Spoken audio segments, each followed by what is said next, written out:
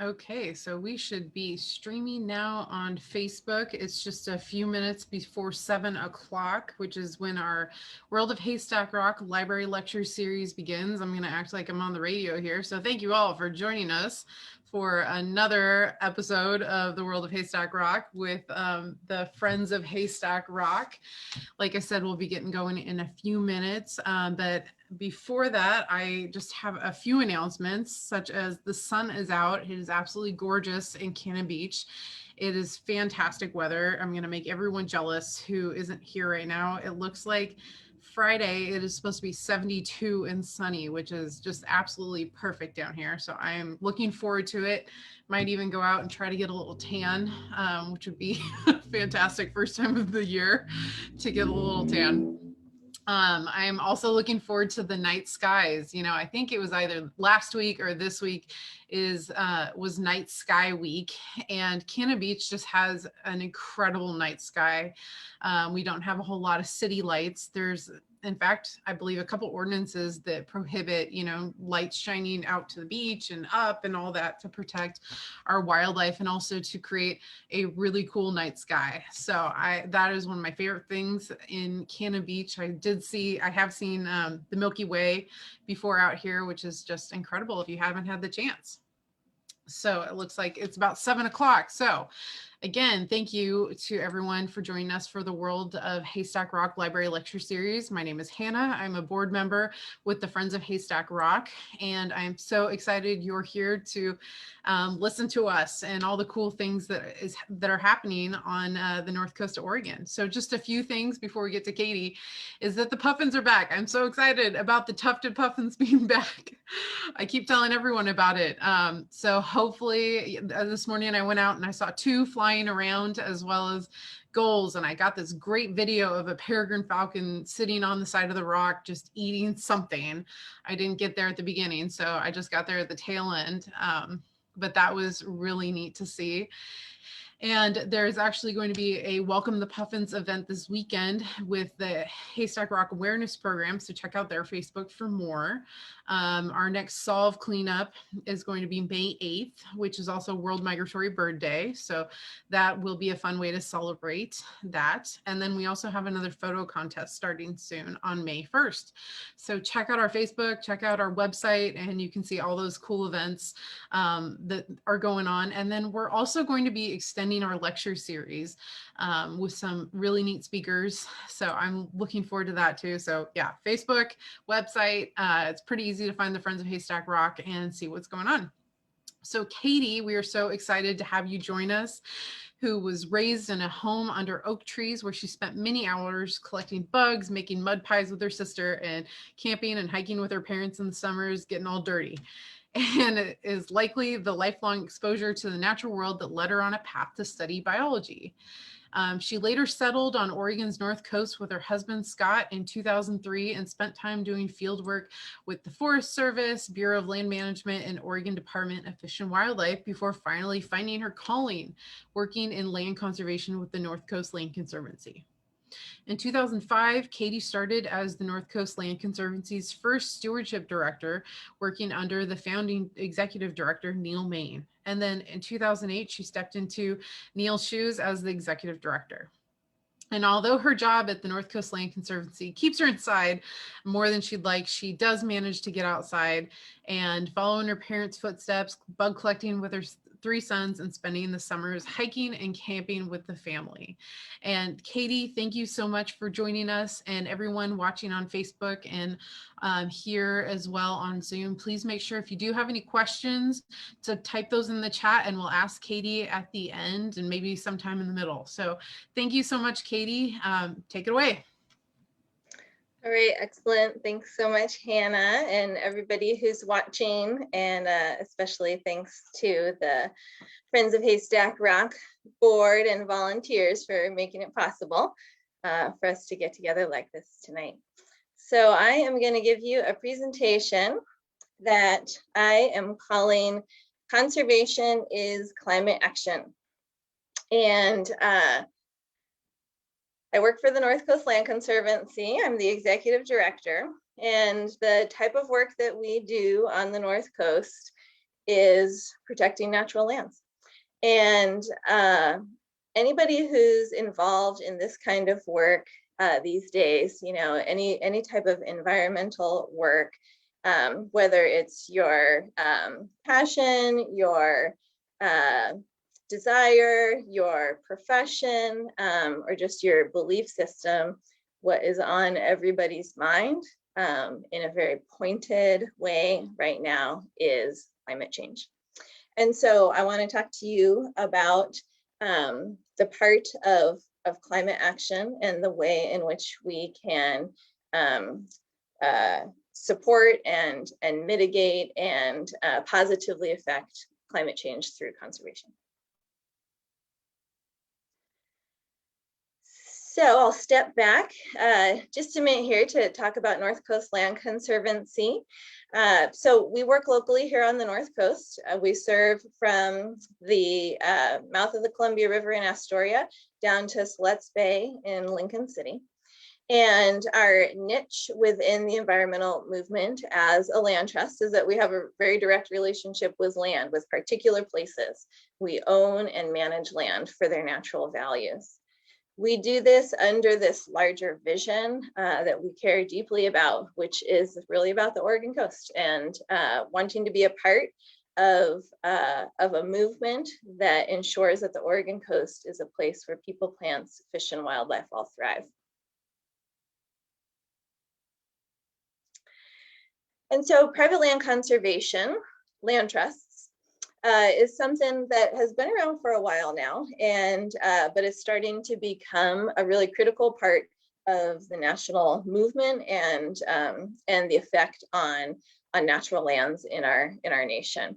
They started in the mid 1800s, first established in Massachusetts, and the first land trust preserved historical sites. And so it was more like battlegrounds and you know, signing of historical documents and that type of thing was brought into land trusts, and historical preservation is what sort of bore the land trust movement. But by the 1950s, there were more land trusts and they were doing work for a variety of reasons, and natural lands protection began to become an important part of the work that they do. And today, the majority of land trusts, the work that we do is about natural lands protection. There are more than 1,500 land trusts in the nation today. In every state, there's at least one. And across the nation, they have conserved 56 million acres.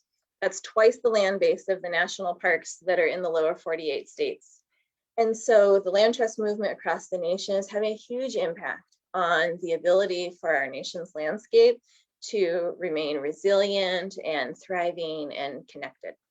And a lot of what I'll talk about today is also combat climate change. In Oregon here, we have about 20 land trusts, and the acreage that together we have conserved is more than triple that of the land base of state parks. So again, your Oregon land trusts are working really hard to protect the special places in this state. And then North Coast Land Conservancy is one of those land trusts here in Oregon. We've been doing this work for about 35 years now. And within that broad picture of all of the national land trusts, there's a small portion of us that have chosen to become accredited, which means we go through this very rigorous process to have a third party evaluate us and decide if we operate our business at a gold standard. And we do that because we choose to go through that process and have become accredited because we want all of our donors and community members and municipal leaders and supporters to know that when they invest their time and money and resources in our work, that we take our pledge of perpetuity very seriously, and we safeguard their investment. And so we are one of just about 400 accredited land trusts in the nation. But the reason we do this work is for this. It is for the incredible wild lands that our nation and our state and our coast host. And we value and believe in the connectivity of all life. we understand that people are just one part of this world, and we are having a very disproportionate effect on this world. It is such a privilege to get to live on the Oregon coast in this beautiful place, and the folks at the North Coast Land Conservancy take that privilege with the responsibility of also being good land stewards. And so we enjoy this place, and we believe that we need to have that reciprocal relationship and take care of it. And I know that's true for many of you too. And so tonight, what I want to talk about is how we can start to think about and really understand how to unleash nature's power to fight the climate crisis. A lot of conversation that goes on about climate change and how to combat it is about infrastructure and industry. And reducing emissions, creating alternative energies, and those types of sort of built world solutions. And those solutions are critical, but we cannot meet the goals that we need to meet to ensure that we can save this planet from the climate crisis if we don't also look at the incredible power that nature has to combat this.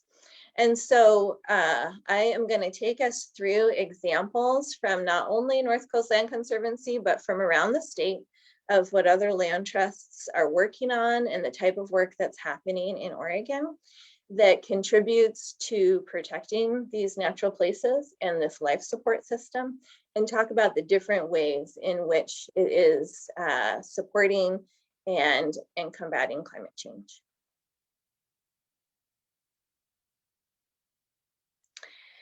And this is, sort of a broad brush of how land conservation comes into this story. Forests, grasslands, wetlands, they all help to reduce carbon in the atmosphere.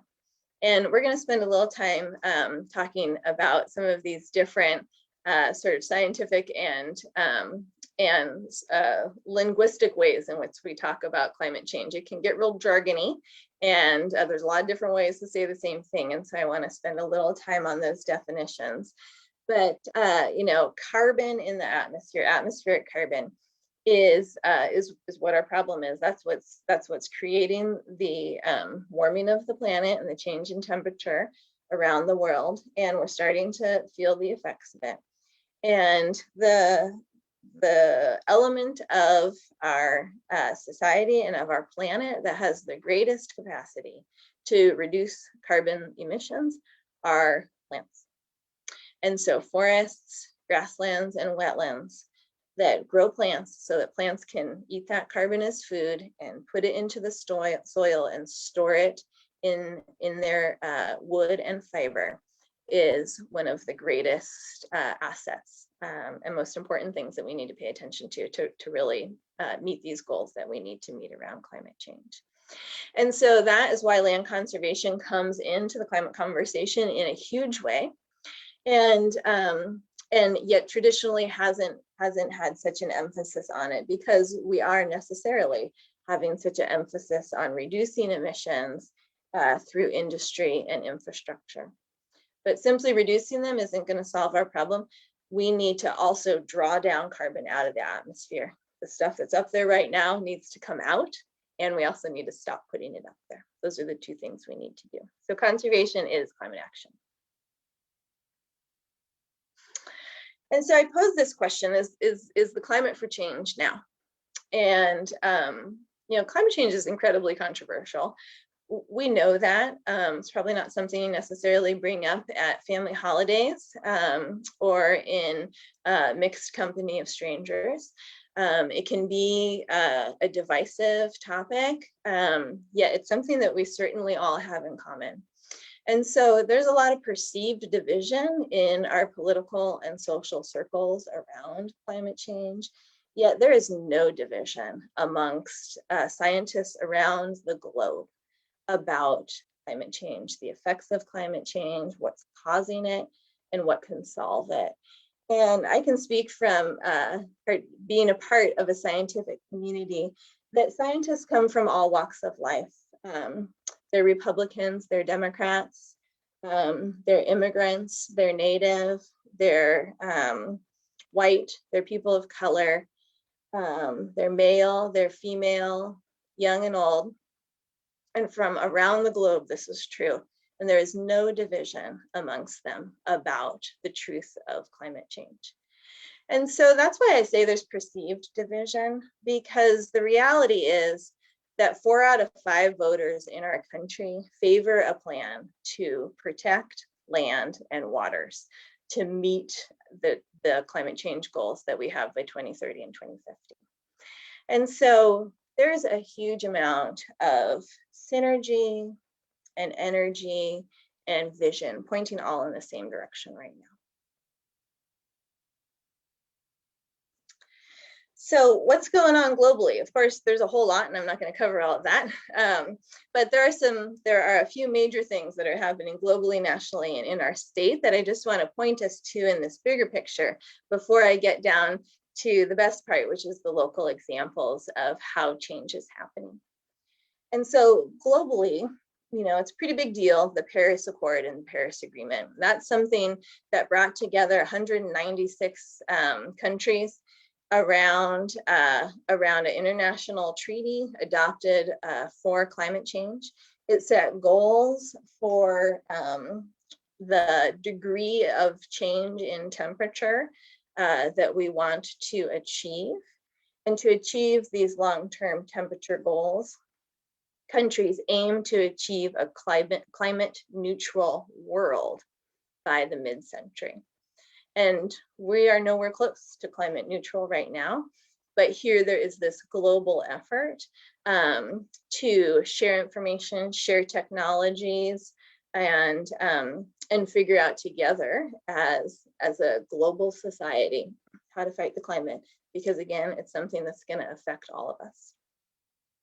And so when we talk about temperature and global warming and climate change, that in itself can be one of the controversial things that comes up for people, because in some places it's getting colder in your town, in some places it's getting wetter, in some places it's getting hotter. And what the climate change is that overall the averages of temperatures in our planet are rising, and that's because of the accumulation of atmospheric carbon. That carbon is coming from vehicles, it's coming from planes, it's coming from industrial plants. That's what carbon emissions are, CO2. And the goal that we're looking at is relative to what was the average temperature of the Earth in pre-industrial times. And so this would be like in the 1800s up until about 1850 and 1900. Looking at those average temperatures pre-industry, because it's post the Industrial Revolution that we see dramatic shifts in the global average global temperature.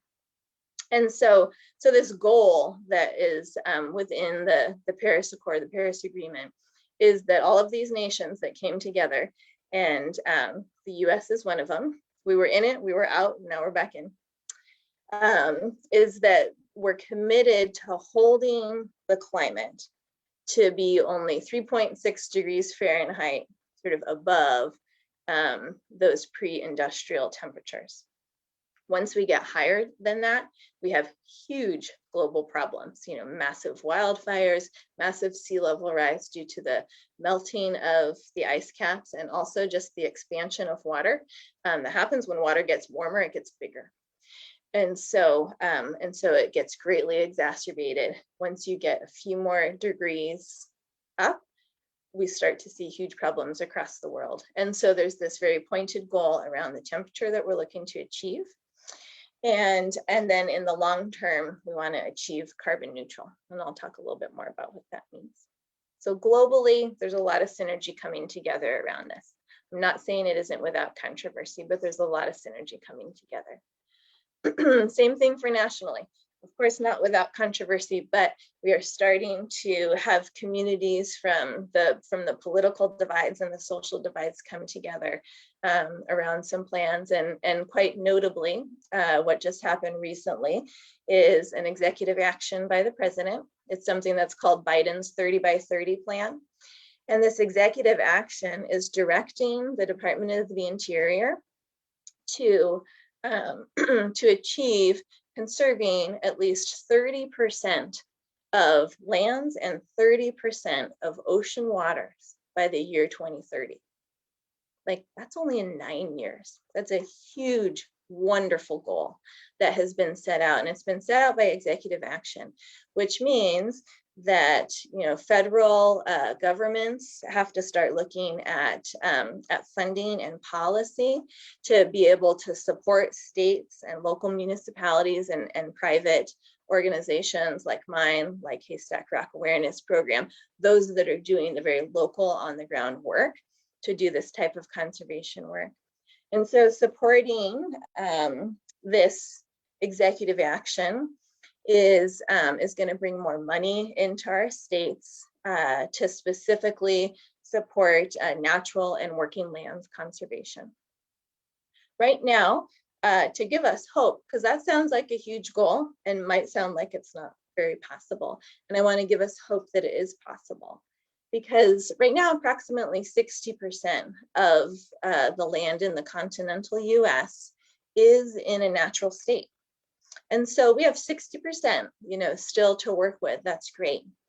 I guess the bad news about that is that only 12% of those lands are permanently protected.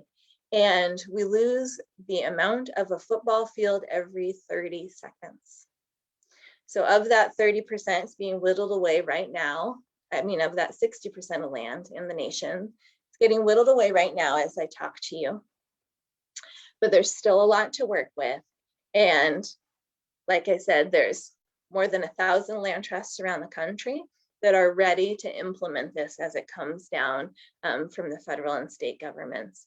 And of course, we also have tribal agencies that are going to be very, very motivated to do this work.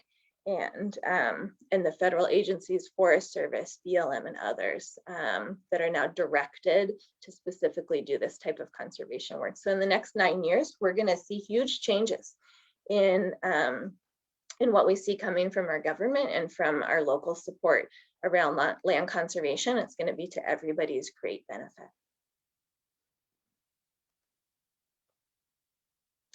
And so here in Oregon, we also have a lot of movement happening. Again, it's controversial, but we all know that we need to get there. You know, I've sat at the table with some of these conversations where it is, it's like there's conservation groups, there's commercial fisheries groups, there's commercial timber groups, and there's a whole lot of things that we can't get to the same page on. But the reality is all of us know that this is happening. We're all seeing the effects of it. It's affecting all of our bottom lines, our economies, and our personal well-being. How we get there in the political process is more what's controversial. And so I say that to also give us hope that there is this perceived divide, you know, between politics and interest groups. But when it comes down to it, Oregonians love Oregon. We love the character of Oregon, and the character of Oregon is natural and wild lands. We all have that in common. And we know that the Oregon landscape is changing drastically and that we are being affected by climate change. And so we just still need to work hard to come together around the political tables to implement the changes we need. But most recently, what has happened is that Governor Brown has also issued an executive order, and it's directing the Oregon Global Warming Commission to prioritize natural lands conservation. And so again, we look at, you know, there's a lot of goals in Oregon about reducing emissions, having, you know, less air pollution, more access to public transportation, planning for the electric highway. solar energy and solar farms. And there hasn't been as much emphasis on the great need to protect natural and working lands so that they can work for us as we combat climate change. And so there's now this new executive order that has gone out. I was just part of a conference call where we were working on setting some goals under this executive order. And by June of this year, there will be new goals that are set. And so as that change is happening globally and then nationally, and funding and change happens nationally and filters into the state, we're going to have this foundation that has been created by our state leaders so that we can accept those resources and support and know where we're going to put them, because we will have set the goals out. So that's, I'm attempting to sort of show us a bit of a global to local picture about where we are in the sort of collective climate conversation and where we're at with thinking about land conservation specifically. But there's a lot of jargon. I'm going to use different terms, and so I wanted to take a minute to look at some of these different terms and just introduce us to these definitions. And so carbon removal is something that is referred to in a lot of ways. What carbon removal is the process of capturing carbon dioxide from the atmosphere and locking it away in something. What it gets locked away in is always a natural product.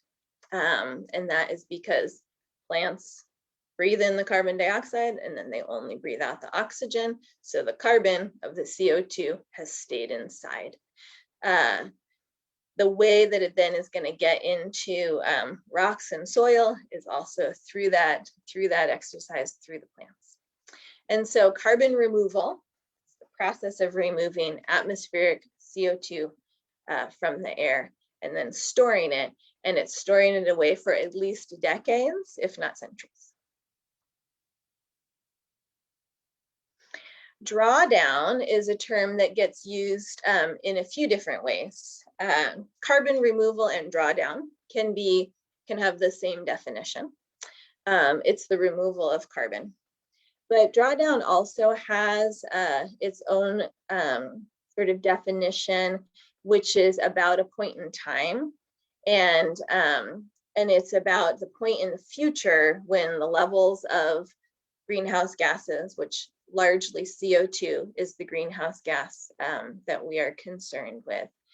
It's the process of bringing down the historic load of carbon dioxide that is in the atmosphere. And so we talk about reducing emissions, and that is critical. We need to no longer be putting carbon out into the air, but there is currently a load that is up there that is too high. We know that because we see the effects of climate change right now. And we want to see less effect from climate change than we already are seeing right now. And we certainly don't want to see more. And so even if we stopped emitting all CO2 and all greenhouse gases right now, we still would need a plan for also drawing down the historic load. And so drawdown also gets talked about, as I say, as this point in time. It's like the moment in the future when we achieve drawdown is that we have put natural systems to work to be able to remove the historic load of carbon dioxide that's currently in the atmosphere. And we can do that because we are also not pumping it out still.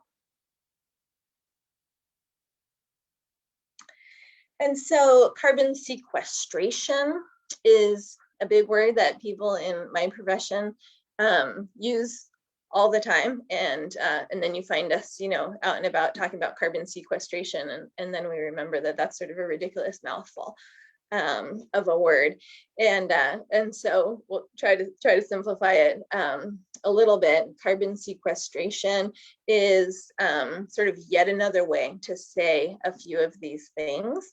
And but it is more specifically about the process of storing the carbon. And so by drawing down carbon, you remove carbon from the atmosphere and you then store it, you sequester it away in, again, some sort of natural body. So carbon sequestration is about storing atmospheric carbon.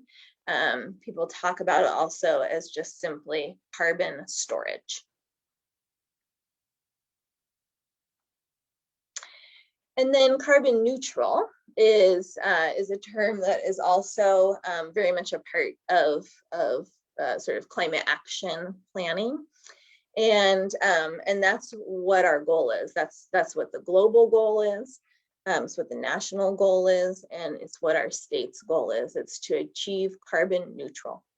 And so we know we will have achieved carbon neutral when we are emitting the same amount of carbon as our offset by other means. So if we're still emitting carbon, then we also have to have enough sort of natural infrastructure in place to be able to store carbon, pull it out of the air, draw it down out of the air, and you're no longer emitting more than what is out there right now. So right now we emit as a society much more carbon than we can pull out of the air. And so we're rising, and we need to sort of reverse the process to achieve carbon neutral.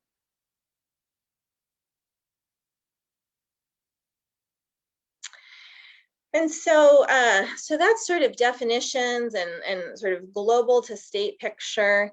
And now I want to bring it down and simplify it, I hope, a little bit by expressing really that there are 3 strategies. And so the strategies around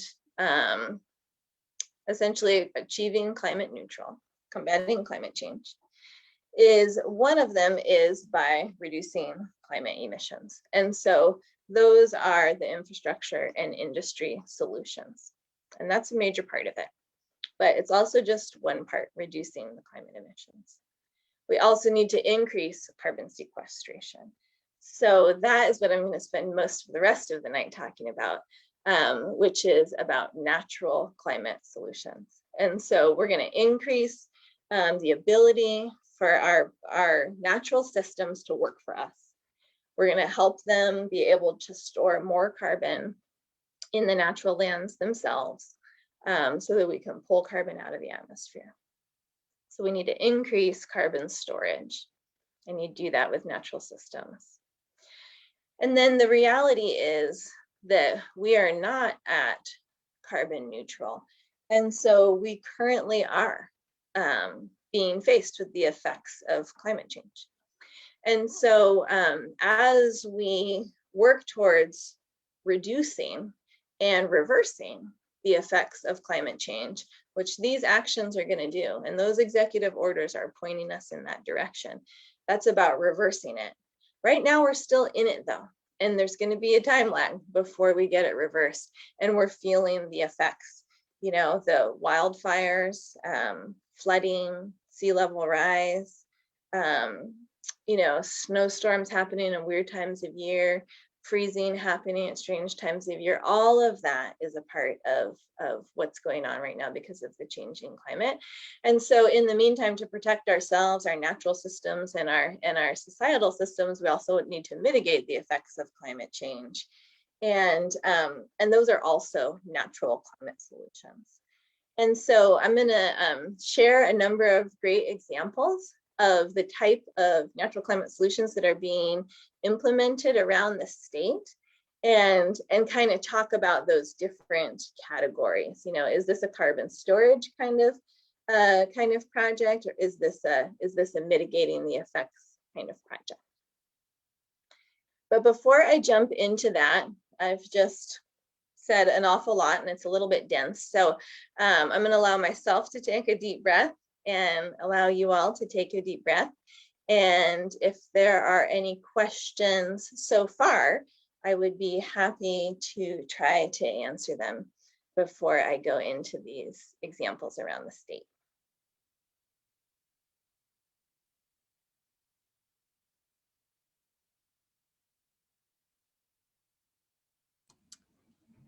No questions yet, but for everyone on Facebook Live, please make sure to put any questions you do have in the comments and we'll ask Katie. All right, thanks, Hannah. And so now I'm going to talk about these 6 ways that caring for the land is part of the solution. And people talk about this as natural climate solutions. It's even got its own acronym these days, NCS. You start to see that in different papers and references. And but what it really is different ways in caring for the land so that we can be a part of this solution. So this first climate action that I want to talk about is about watching over wetlands. Wetlands, we know, are really important for fish and wildlife. Migratory waterfowl rely on them during their migratory seasons. Wetlands filter and purify our water for us. They're the natural sponges and natural cleaners out there of our water. The more wetlands that you have alongside your streams, in your estuaries, and even in your forests, the cleaner and more abundant your water is year-round. And water, of course, is so critical to the cycle of life that when you have healthy and intact wetlands, you have the ability to then have a healthy and intact system around you. And so, so there's been an understanding about the value of wetlands, even in a more direct way of simply wetlands store water. And so rather than having to build dams, levees, or reservoirs out of infrastructure that is costly and can be somewhat devastating to the land, if we simply protect the wetlands, nature will do it for us for free. She'll take all those floodwaters, she'll store them in her systems, and it won't cross our roads and highways, and it won't make it into our basements if we plan for it. So watching over wetlands is important for all of those reasons. As it relates to being a climate action, wetlands have great capacity to store carbon and to mitigate change. And so wetland conservation is a huge part of what Oregon land trusts do. And we've been doing it for years, pretty motivated by water supply and by salmon habitat. And we are now doing it because of the greater understanding within the scientific and biological community about how critical and how much wetlands can store carbon. And so, you know, here it says, did you know that some coastal wetlands can store more carbon per acre than tropical rainforest? Sometimes this is called blue carbon because it's more in the watery zone. And that is kind of a mind-blowing thing for me to think about, that wetlands can store more carbon than tropical rainforests. And it's the action of being able to, you know, there's dense mats of plants that are covering wetlands. Those plants are pulling carbon out of the air and storing them in their roots in an environment that is then oxygen poor. And so wet soils don't then off-gas carbon. Drier terrestrial soils do. And so that is this power of wetlands that we're starting to have a greater understanding of.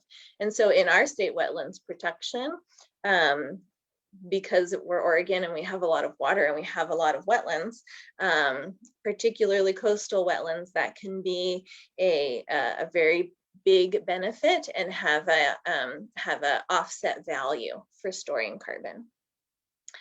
And so here the benefits are less carbon in the atmosphere, cleaner water, affordable wastewater treatment because of the ability of wetlands to filter pollution. And, you know, in Cannon Beach, that in the 70s, I think it was when Cannon Beach first put in that amazing wetland system for their wastewater treatment. It was super cutting edge, ahead of their time, and the city continues to look at nature and wetlands as a way to treat wastewater and stormwater. And then natural protection from floods and storms, and then of course, fish and wildlife habitat. And so I'm going to give you examples on the coast and from around the state. So here's climate action on the coast. Just this past year, North Coast Land Conservancy worked in partnership with the Tillamook Estuaries Partnership down in Tillamook Bay, and a landowner of this land that was the Tillamook Shooters Association. And we worked together to purchase and conserve this area of the Tillamook River, off-channel tidal wetlands, along an area of road in the lower Tillamook River that often floods. And so the acquisition of this property is great for fish and wildlife, but also the property will go through a big restoration project where we invite more water onto the property so that the wetlands can naturally store and filter that water. And we will plant trees and native shrubs and more native wetland plants, as opposed to what's there right now, which is more like pasture grasses. So the native plants that are the component of coastal wetlands have greater capacity to store the carbon than the pasture plants do, simply because many of them are woody shrubs. They have a longer lifespan and they have deeper roots. And so keeping those roots in the ground continues to pull that carbon, stick that carbon in the ground, and it stays there for decades or even centuries, as long as we don't disturb that ground again. So restoration in Tillamook is happening, and that's a great project for local climate action. Similarly, our colleagues in Lane County with the Mackenzie River Trust are also doing restoration of a tidal wetland. I encourage you to check out the work of Mackenzie River Trust. So all those same reasons that are great for the Tillamook River wetlands are also happening in Lane County with this recent project that they call the Wren Marsh. And that's in the Sayusala River watershed.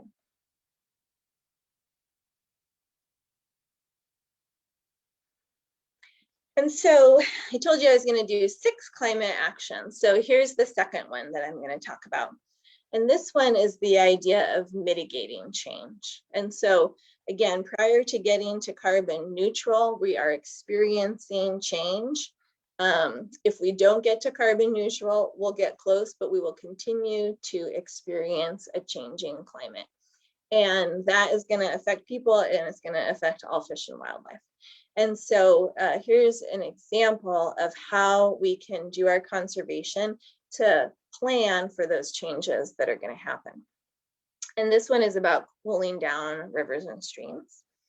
And so the rising temperatures that are happening because of that warming that's happening around the planet threaten water quality, and particularly for aquatic species, can only handle a little bit of change before your body doesn't know how to behave in that water. Salmon are particularly sensitive to water temperatures.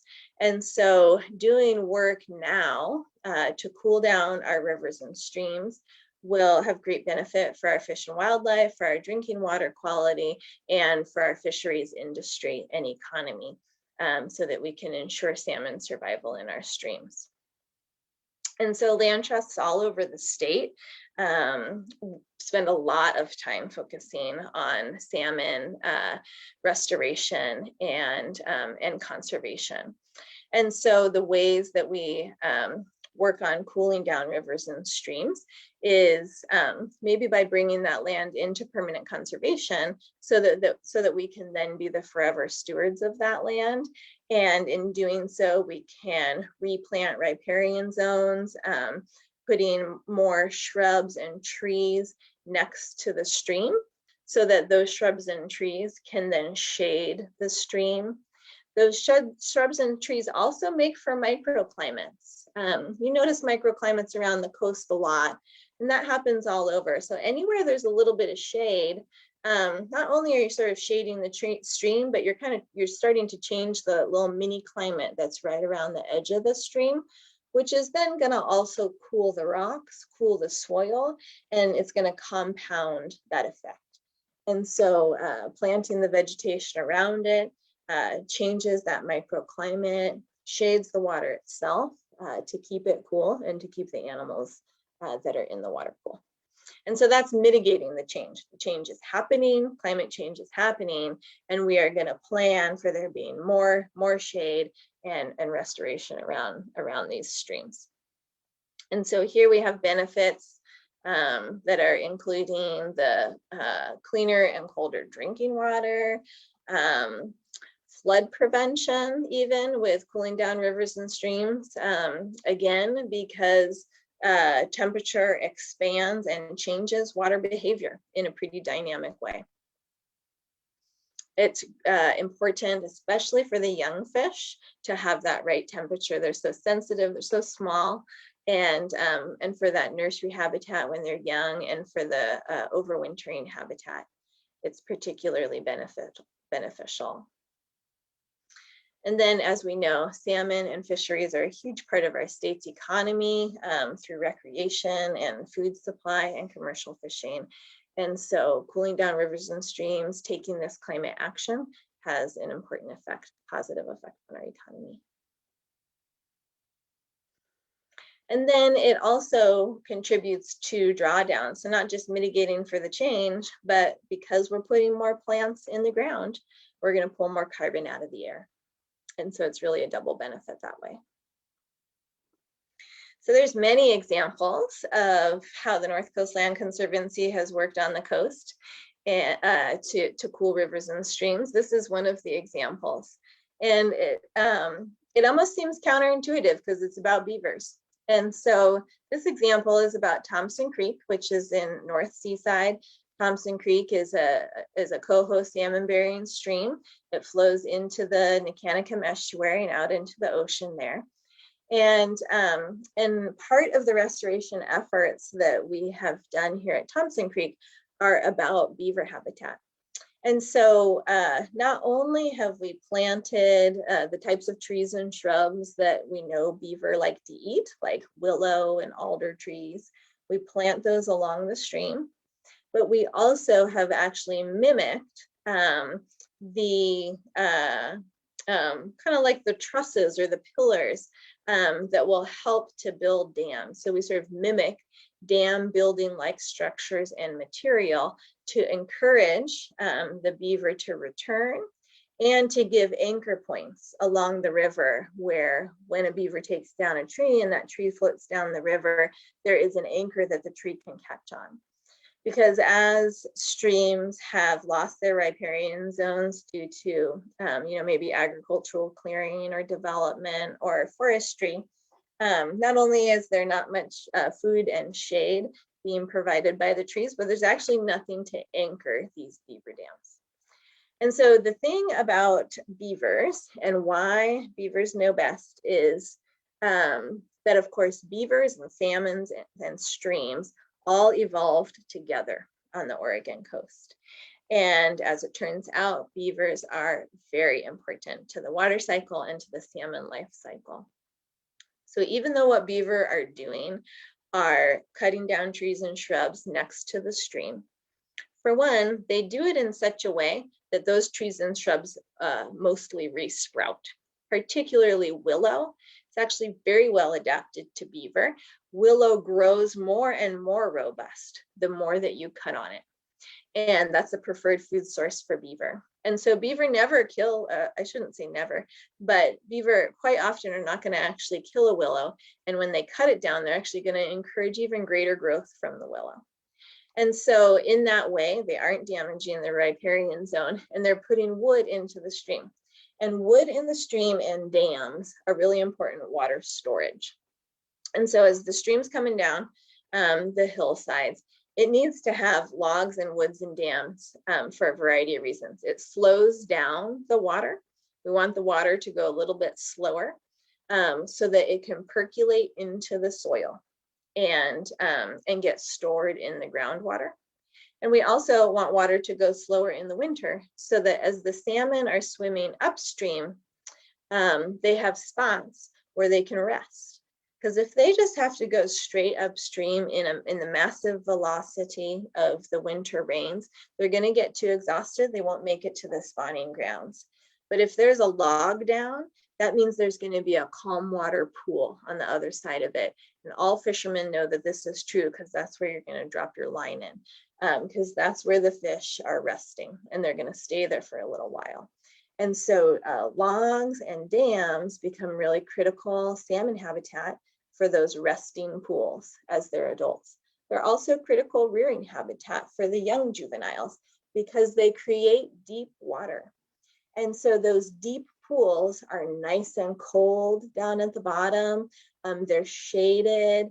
They're deep enough that predators can't easily see you. And so a deep pool is very protective for salmon and other aquatic species. And so the beaver coming along and munching down the riparian zone is actually encouraging growth along it. That's going to contribute to cooling streams. And the dams themselves are going to contribute to cooling streams because of those deep water pools. Surface water is warmer. And so if you can have deep pools, that cold water is held for longer in the system. It taps into the groundwater and it makes for a water cycle that continuously cools the streams. And that is true all over the state. Even in Eastern Oregon, beaver are critical to the stream cycle and to the salmon cycle. And so all over the state, you're starting to see land conservation groups and watershed councils and even, ODFW and U.S. Fish and Wildlife Service implementing projects that are encouraging beaver. It is also controversial because there's a lot of fear around that beaver and beaver dams are going to flood infrastructure and cause problems on family farms and forests. And I can just put that concern to rest because anytime our groups do this kind of work, we always consider that and account for areas around it. And so sometimes it's true that there's a perceived increase in water in places where somebody maybe doesn't want it, but we never do this work to the level of threatening any kind of infrastructure. And often what we see is that it supports infrastructure because with that stream's ability to store more water, that means there's actually less water runoff that's happening in other places. And so Deschutes Land Trust out in Bend is working on a massive restoration and conservation corridor project that they call their Waichust Canyon project. And on this particular habitat preserve, they did the same thing as North Coast Land Conservancy of mimicking beaver structures to encourage that kind of thing to happen.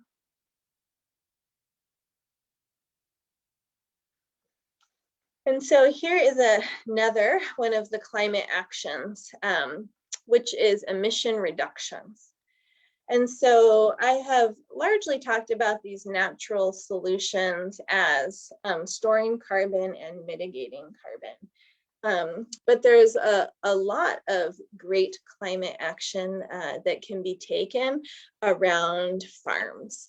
And so there are farming practices happening around the state and changes around the state that are actually reducing a farm's emissions.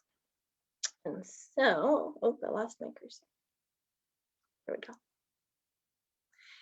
And farmers and ranchers are really starting to prioritize these practices that reduce emissions because they also are contributing to soils being healthier and less investment having to be made on pesticides and outside fertilizers, because the way that the emissions are being reduced is with less or no tilling of the plants.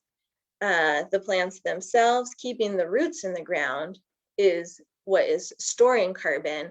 And if you till, you actually are emitting carbon. So tilling is not carbon neutral. It emits carbon because it stirs up that soil that has been storing it, brings it to the surface, and it's able to convert into gas and go into the atmosphere. And so, so there's more and more known about how to change these farming practices. There's great examples of local small farmers doing this kind of work on the North Coast. And pretty much any local farm that you're gonna support through a CSA or through a farmer's market is implementing these actions that are not only great for their farm and healthy for their food, for your food, but is also contributing to climate action. And so you can feel very good about being a part of the local food movement as also being a part of what we need to do around climate change. And so the carbon sequestration that is happening on these farms is also happening in a wonderful sort of partnership with livestock grazing. It kind of reminds me of what I was just saying about the beavers. You know, when the beavers cut down the plant, it actually encourages the plant to grow. It doesn't kill the plant, it encourages it to grow. So that happens with grazing also.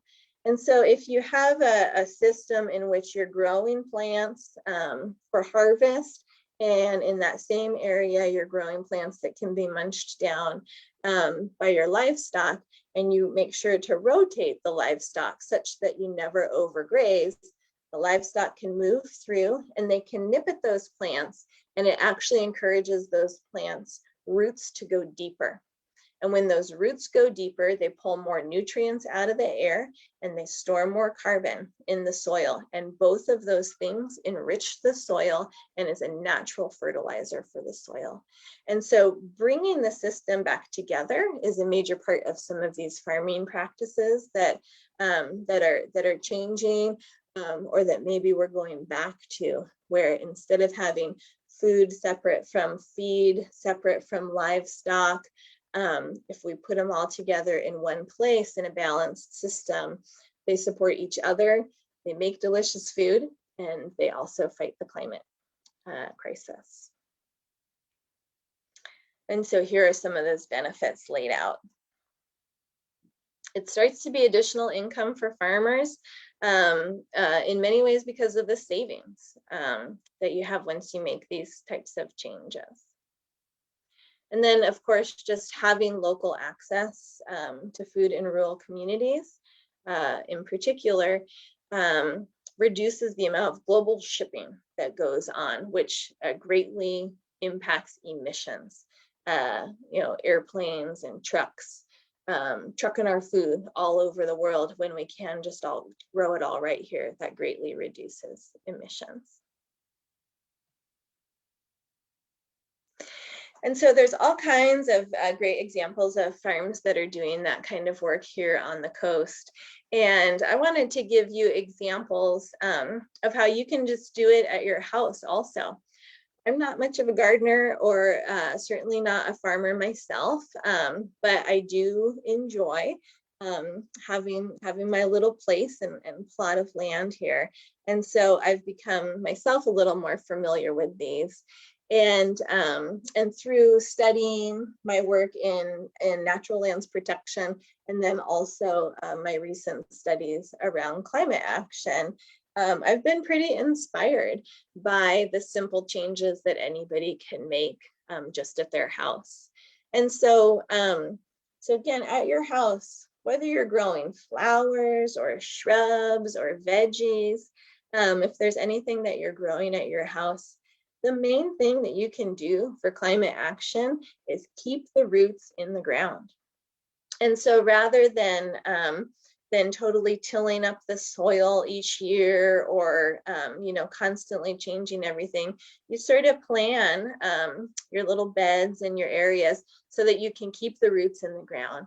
Especially growing perennial plants can allow this to happen. And then even with your veggies, although you're going to harvest that plant and it's an annual plant, you can keep the roots in the ground often, and they're going to naturally decompose and become compost in that soil. So you don't have to tear it all out and change it all up again for next year. You can leave a lot of it in the ground, and then when you come in the next year, you just plant right into it. And so you've left all the carbon in, and then you're going to suck up more carbon with your next amount of planting. So that's kind of this, you know, just a simple thing to think about is, where can I leave the roots in the ground? And then another thing that is really simple that I got excited about, especially after I watched a movie, it's available on Netflix for free streaming, and it is called Kiss the Ground. And it talks about soil and soil health, and it just shows you wonderful images of farmers from around the country who are greatly changing the soil health for their crops and for their business, and having a huge effect on climate action. And a simple thing that you can do at home is to simply have your own home composting. And you know, I resisted home composting for a while, again, because I wasn't having a garden. I didn't feel like I needed the compost, and I just didn't quite get it yet. Which is ridiculous because this is my line of work. But you know, that's how much we kind of get stuck in our ways, sort of don't see outside of the box. I just kind of didn't get it, that I could compost whether I was going to use the compost or not, and that was going to have a huge environmental benefit. And that's for a few reasons. It's because you're putting the organic material back on the land. It's going to go through natural decomposition, and the carbon is going to go into your soil. So even if you're not out there spreading the compost on your garden and using it like fertilizer, just simply having that compost bin or pile out there, it'll just always be decomposing, and it will always be seeping into whatever that patch of dirt is that you've put it on. And it doesn't take up a lot of space. There's always concern about it being stinky or there being too many animals, but they make great bins these days to be able to hold your compost. And so, so I share that with you because it was sort of an epiphany for me that even if I'm not going to use the compost, I still should compost. Because not only is it just going to put that carbon right back in the ground, and therefore not constantly move nutrients around the globe, you know, because it's going to go into my garbage can, which is then going to get shipped to a landfill in Manzanita, and then going to get shipped to Portland, and then get buried in such a way that it doesn't decompose, and instead it actually off-gases methane. And so even things like your romaine lettuce that you didn't finish the little butt of, if you put that into your garbage, it's not going to decompose, because our systems of landfills aren't built for that yet. And so what seems like an organic material is going to ultimately end up emitting carbon. But if you do that at home, it's going to naturally biodegrade. It's going to stay in your soil. And so you get two benefits by having it at home. You also want to try to avoid the garbage disposal. I love my garbage disposal, and I really need it, or else my sink is always going to get clogged. But now that I have my little compost bin on the counter, I can put most of the big chunks into the compost bin, and the little things, I can still have them go down the garbage disposal. I don't feel nearly as guilty about it now. And the reason that's of great benefit is because of how taxing on our water systems and water filtration systems the garbage disposal is.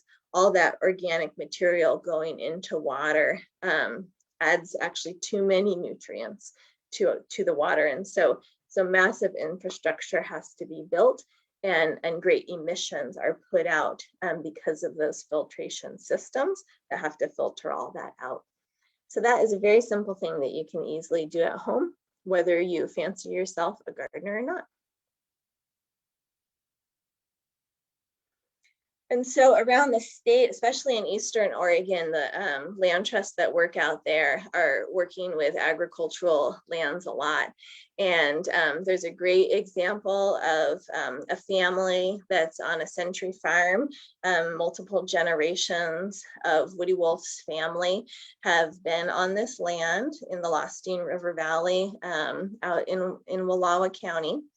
And Woody Wolf has noticed, through his many years spending time on this land with his grandparents and his parents, has noticed the changes that have happened, and has noticed that it's harder on his livestock and harder on their bottom line as farmers. And so he's partnered with the Wallowa Land Trust to permanently protect the acreage of his farm. And in so doing, ensures that stays open lands, and also ensures that these types of regenerative farming practices will always happen on that land. And so they do that type of work, keeping the roots in the ground, ensuring that streams and wetlands remain intact and are replanted and restored when necessary.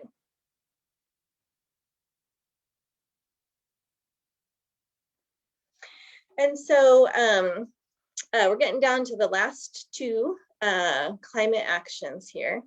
And this one is, again, about mitigating change. And the concept is around connecting wildlife corridors. And the concept is simple. We can understand it as people.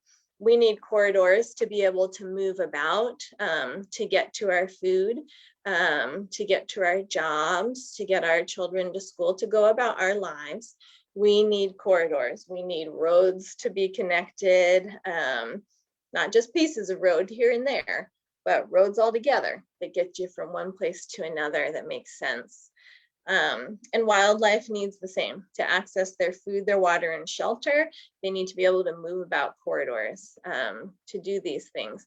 And as climate is changing, the corridors are changing too. The habitats themselves are shifting. And so the more work that we can do to conserve connected habitats, like from the ocean to the tidal wetlands, to the stream, and up into the forest. Having a corridor that is connected and of scale in areas makes it so that if the climate shifts and those habitat shifts, if the tidal wetlands is going to move because of sea level rise, there's room for it to move. It moves into the freshwater area, which then converts to a tidal wetland, and you don't lose the tidal wetland, nor do you lose the freshwater area, because you've conserved an area next to that. So it allows those shifts to happen as the climate shifts. So that's what the mitigating change is about. And one of the many benefits of this principle of connectivity. And so having and planning for wildlife corridors here on the coast, greatly supports salmon, again, elk, endangered silver spot butterflies, neotropical songbirds. These are animals that need to move about to get to the different places that provide them food, water, and shelter throughout the year. And so the benefits of doing this kind of work not only preserve the corridors now for the healthy wildlife and migration routes, but also allow them to shift. Corridors and that type of conservation has proven to be very beneficial for protecting endangered species.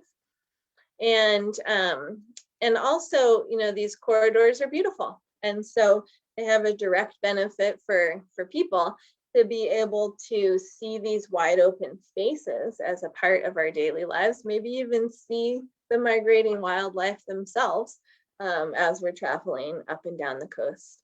And certainly that is true here locally with the Neocoxie Wildlife Corridor. This is an area that North Coast Land Conservancy has been working for probably close to 3 decades now. And this is the Clatsop Plain system. So pretty much between Gearhart and Warrenton and on the west side of the highway. I'm sure you've noticed that it is still largely open lands. And that's because the majority of those open lands are owned by North Coast Land Conservancy or are still in active farming. And so there are many hundreds of acres of connected and permanently protected lands within the Clatsop Plains and the Neocoxie Wildlife Corridor. And the elk being able to move back and forth there is really important. We know we're having more and more elk and human conflicts in town, and the more built out places like the Clatsop Plains are, and the more fragmented they become by roads, the more problems we're going to have with elk and human encounters. And so keeping these corridors intact is already having a really direct benefit. And then through time with climate change, it's going to help mitigate those shifts and allow for enough space for those shifts to happen. And again, these kinds of corridors are happening all over your state. The Southern Oregon Land Conservancy is working down in the Siskiyou National Forest area on this huge project, 2,258 acres. That will remain intact and connected and support animals like the bobcat and others that need a lot of space to roam and move. Of course, we also know that Southern Oregon really has suffered from wildfires, and the more that our built communities and these wild corridors can remain somewhat separate rather than development happening all over those wild landscapes, the easier it will be for the built environment to stay safe from natural wildfires.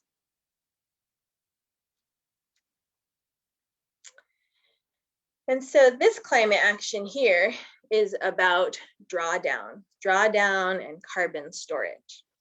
And it's as simple as letting trees grow. And so trees are, as it says here, they're the carbon reducing superheroes. So I talk about plants and roots, but of course, what we know, especially here in Oregon, is that the trees are the biggest plants, right? And they live for a long, long time. And so while they're alive and also while they're downwood in the forest, what they are made of is carbon. And so the bigger the tree, the more it is going to suck carbon out of the air. The more intact the forest, the greater ability to pull that carbon down, store it in the soil, and contribute to the rest of the healthy forest processes. And so one of the most critical actions that we can all take is thinking about how we can let more trees grow rather than simply harvesting them all.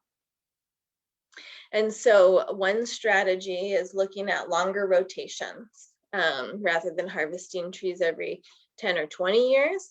We could harvest them every 40 or 80 years. Because of biological growth, those trees are still going to provide, fewer trees harvested over a longer time is still going to provide the same amount of timber and lumber over time, but it's going to have stored that carbon and drawn it down and stored it in the wood for decades longer. And so it has a huge impact, even just extending the rotation. So not even saying don't do timber cutting. It's just about shifting the practice, much like shifting the farming practice, so that you still reap the economic benefit, but all of us benefit from the climate action of trees growing and pulling the carbon down. And Cannon Beach has always been a great leader in this type of work, and I had the pleasure to partner with Cannon Beach on the Ecola Creek Forest Reserve project. And so of course behind town there is more than 1,000 acres of forest that has been conserved for drinking water protection and also for salmon and habitat protection.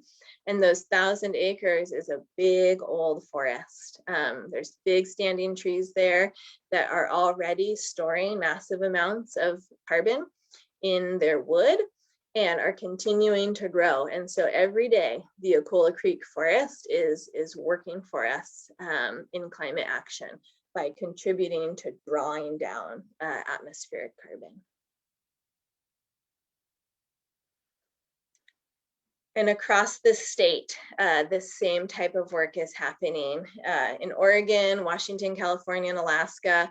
You're going to start hearing about a lot more focus on forests and forest conservation because of climate change. Not just because of the local goals that it can reach, but because the Pacific Northwest grows some of the largest trees on the planet, which means it's the greatest natural plant to be able to harness the carbon and pull it out. And so the forests of the Pacific Northwest are critical to the global community for achieving our drawdown and carbon neutral goals. So we're going to see a lot more about forests and forest conservation, and it's going to be because of this climate crisis that we're in. And there's great opportunity to work with partners like this family who has a working forest, the Mountain Crest Working Forest, and a conservation easement was placed over their land by the Pacific Forest Trust. And that easement ensures that as that forest continues to be harvested and is a working forest, it's done in such a way that these longer rotations are taken into account so that the land can store the carbon longer.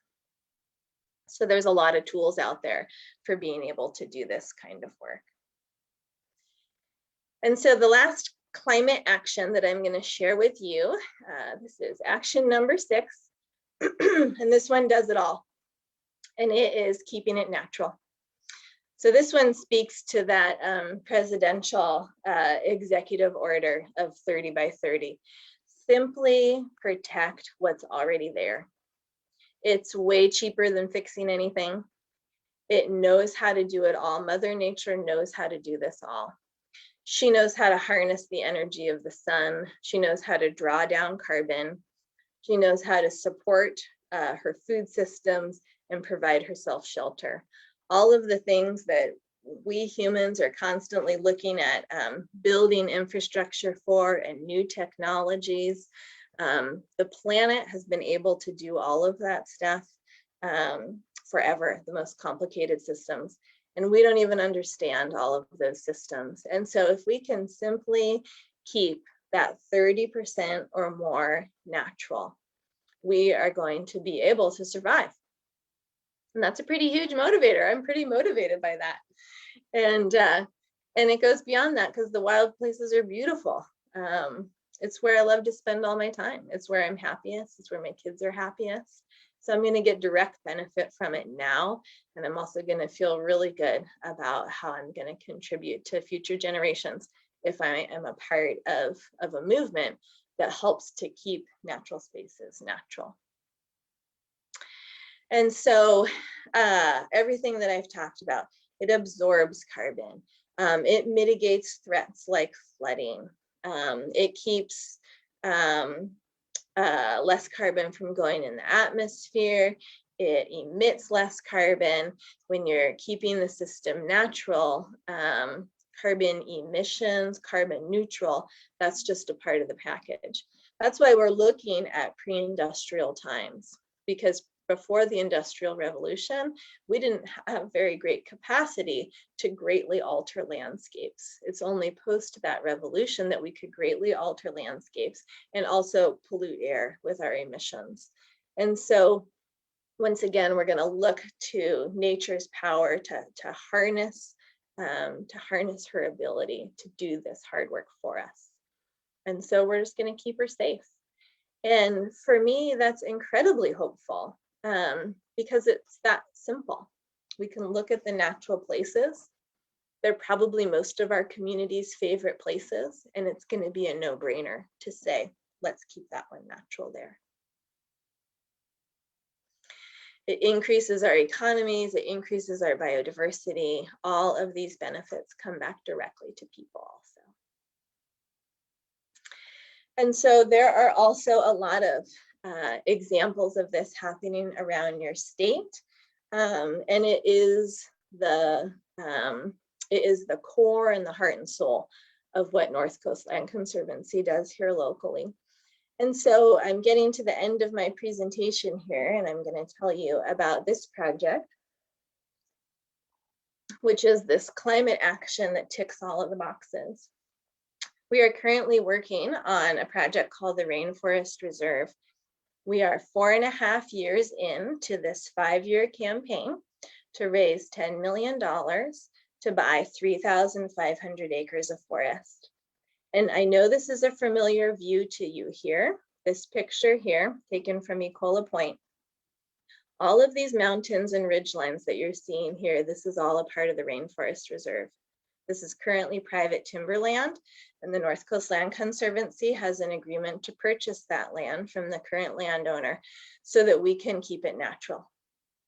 And in so doing, we will protect biodiversity, rarity, beauty, recreation, ancient forests, and the type of forest, the rainforest, that has some of the greatest capacity in the entire world to store and draw down carbon.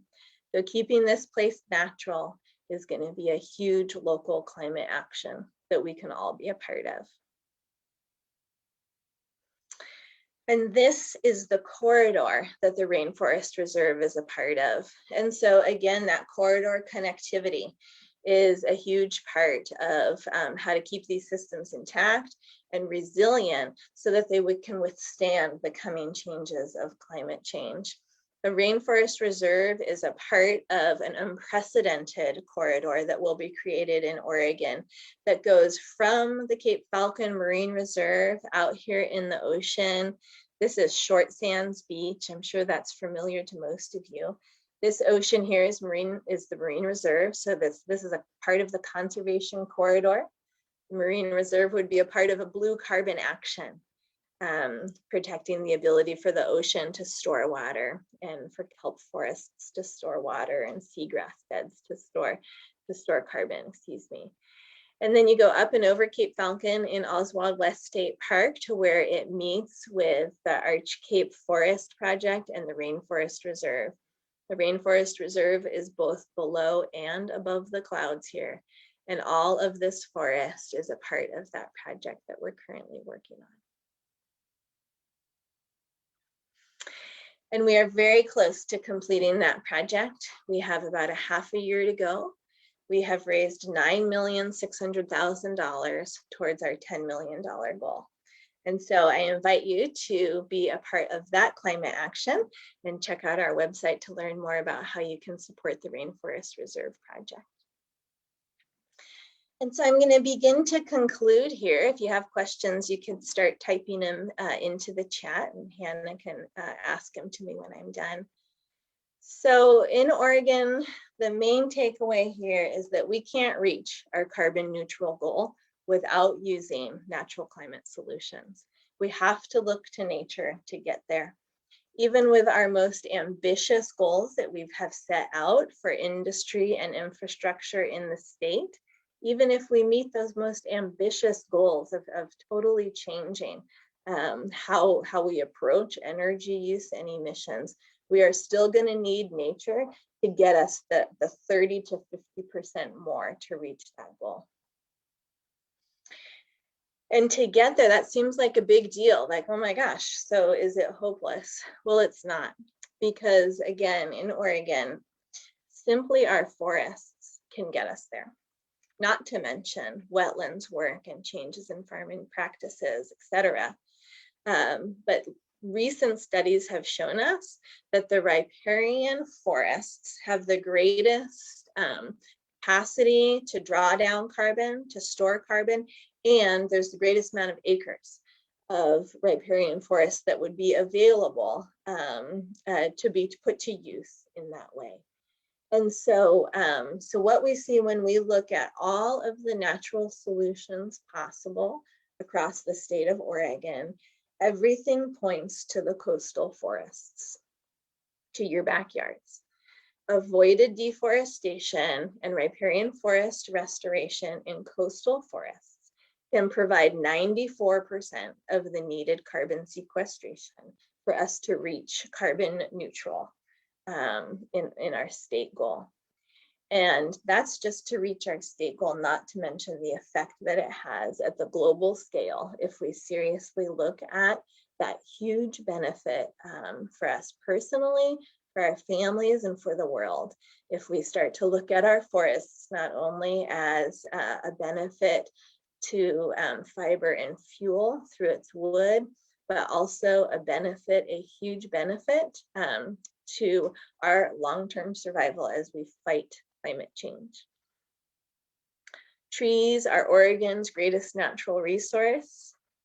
It's how Oregon started, and it's how Oregon is going to continue to stand strong, is if we start to look at how we can really think about the many ways in which Oregon's forests can work for us. And so with that, I hope that you have found this conversation about climate change and the climate crisis to not be a terribly depressing and negative one. I never like to talk about that kind of thing. I work in the environmental movement because I believe I can affect change. And I believe that if we take these local actions, that we will achieve the goals that we need to achieve at a global scale. I also receive a lot of daily joy from knowing that I am supporting this local, beautiful place of the Oregon coast. And so we know how to fight back against this problem.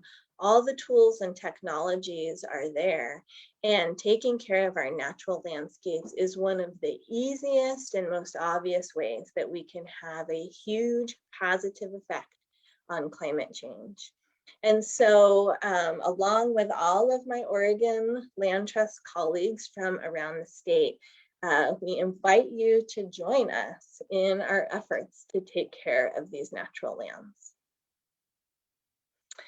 And there are many ways that you can take action now. Of course, speaking out to those that are in charge, saying, hey, prioritize conservation. Natural lands protection is important to me and my family, and this is why.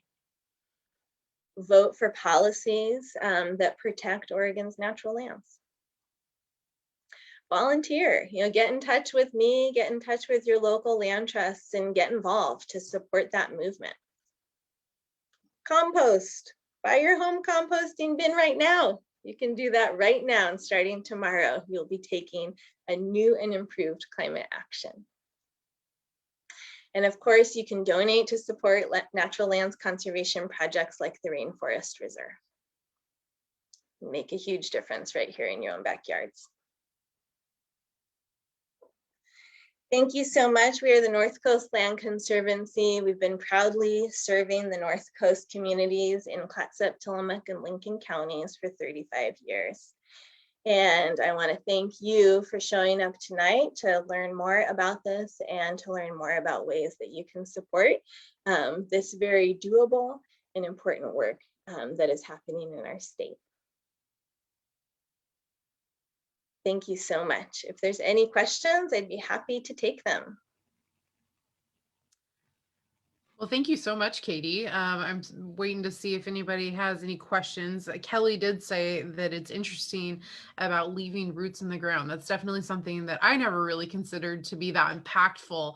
And now that I know that, I will definitely stop, gardening as much. I think that's a good reason why I shouldn't garden. Yeah, you can keep gardening, you just plant around them. But yeah, you had so many great points, and I know I'm gonna have to go back through and watch again to catch all of every important thing that you said, because there were so many. but it was just so interesting to learn all about the work that you all do, and all these calls to action and how we can contribute to it as well. It looks like Amanda saying thank you so much for your presentation and for helping protect our beautiful world. Debbie says, I always learn so much from you and appreciate all you do. So looks like nobody has any questions, but I'm sure more will pop up, and we'll get those to Katie if anybody does have any questions. And yeah, we can continue this conversation online. Excellent. Thank you so much, Hannah, and everybody. Have a great night. And thank you, Friends of Haystack Rock. Thank you.